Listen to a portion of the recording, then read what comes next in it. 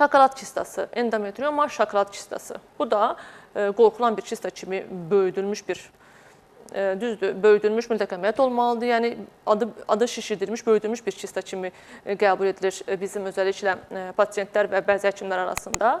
Hansı ki, bu kistlər mütləq əməliyyat edilməli deyil. Əvvəllər 4 santimdən böyük olan şokolad kistası, yəni endometrioma kistalarına əməliyyat göstərişi vardı.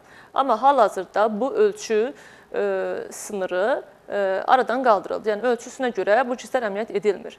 Sadəcə xəstəyə verdiyi simptomlara görə əməliyyat edilir. Məsələn, deyilin bir xəstənin yumurtalığında şokolad kistası var və bu şokolad kistası müalicəyə tabe olmayan pasiyentə şiddətli ağrı verir. Şiddətli ağrı verir və pasiyentin sosial həyatını etkiləyir. Bu durumlarda bəli, heç bir artıq müalicəyə tabe olmur. Müalicə dediyim, yəni onsuz da müalicə ilə şokolad kistaları getmir, sadəcə ağrı azalmır. Bu durumda əməliyyat qərarı verilə bilər. Ya da pasiyentdə sonsuzluq problemi var, bütün müalicələr icra edilmişdi, heç bir nəticə alınmamışdı və kistanın ölçüsü də xırda deyil. Bundan əlavə digər tərəflərdə də, çanağın digər tərəflərində də endometrioz ocaqlar varsa, bəli, bu zaman əməliyyat alına bilər.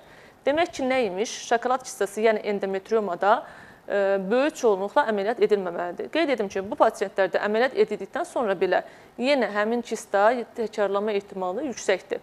Əməliyyat olsa belə mütləq pasiyentə müəyyən müalicələr verilməlidir ki, bu kistlər qısa müddət ərzində təkrarlamasın.